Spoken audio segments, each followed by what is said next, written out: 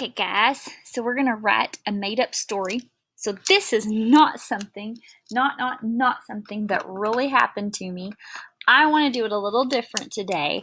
I want to write the story and then we can draw the picture to go with it, okay? I'm going to write a longer story than we have been writing because when you make up stories, the more details you can put in, the better.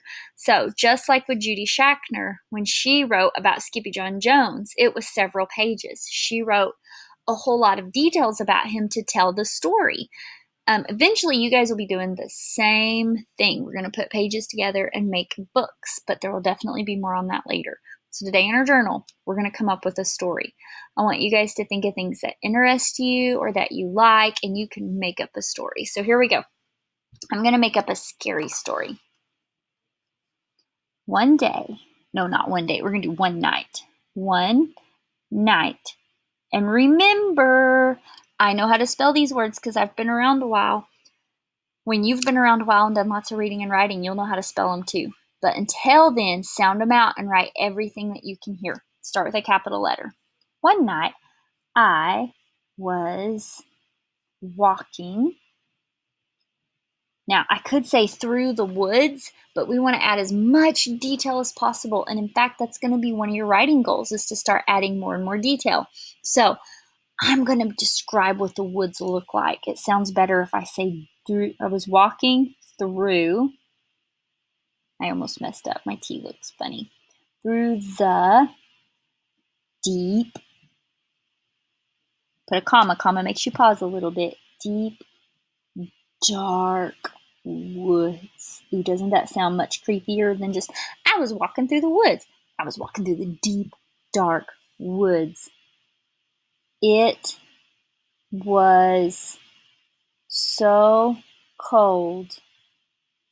I could see my breath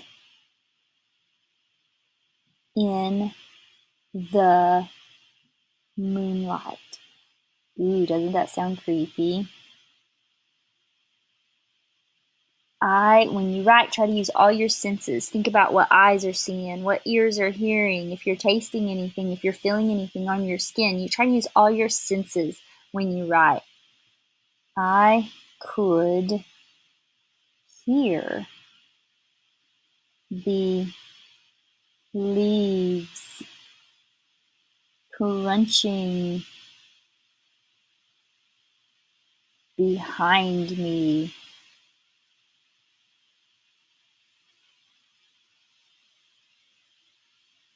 The back of my neck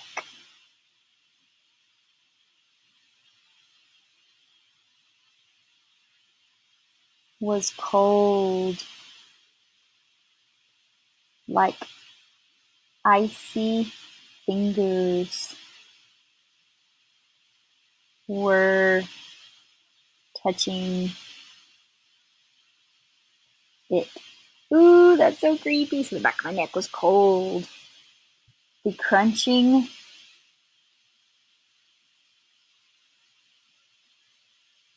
leaves got louder and louder. Uh-oh, what do you think is behind me? What do you think it is? See, that's what good writing does. You get your readers interested in it, and you get them asking questions, and you get them kind of sitting on the edge of their seats and wondering, oh my goodness, what is going to happen next? That's how you be a good writer.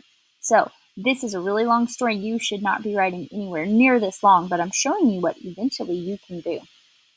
So the crunching leaves got louder and louder. What do you guys think? Should I have a flashlight? Yeah, let's do a flashlight.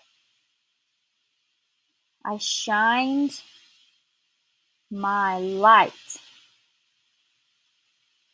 into the trees. Nothing was there.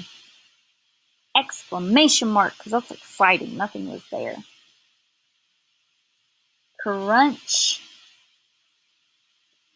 crunch, crunch. went the leaves.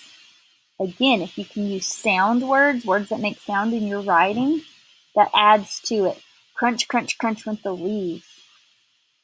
I shined my light again in the edge of the light. I could see two green glowing eyes. What do you think it is? Oh, this is getting scary. Okay, let's keep writing. Then I could see 6 green glowing eyes. What do you guys think it is?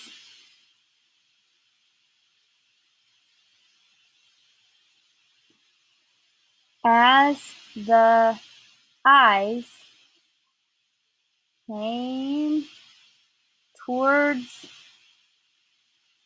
the light, I could, this is a really long story, finally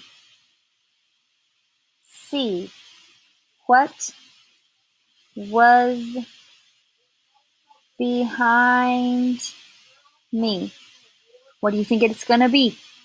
See, that's what good writing does. You get people interested in what you're doing. Finally see what was behind me. It was get ready for it, mama raccoon and her babies. The end. See, it wasn't what you thought it was. Now that is sort of kind of a little bit based on a true story, even though it's not true. The other night when I was driving home, I actually did see a mama raccoon and 2 babies in the dark. So that sort of inspired my story. It made me think, oh, I could turn that into a story. And sometimes in life, that happens. You could have something that you see or do and think, oh, I could add some more details to that and turn it into a story. It doesn't have to be true. When it's not true, it's called fiction. Like Skippy John Jones, that's not a true story. Cats really don't ride around on their little mice and talk and wear clothes and pretend like they're chihuahuas. That's not true. It's fiction. So you guys can also be authors of fiction. And sometimes things that happen to you in your life can inspire you to actually write a story. So be thinking about that. Now, do I want you writing anything near this long? Absolutely not. But you can practice starting to tell me some stories. You could even record yourself telling me stories. If you wanted to record yourself telling me a story on Seesaw, you can totally do that. I'd love to hear them. Talking out stories actually is really good for your brains too. So if that's something you would like to do, I'd love to hear it. But for today, your writing assignment is to try to just write me a story. It can be 3 sentences or 5 sentences. If you feel like you can fill up a whole page, hey, more power to you.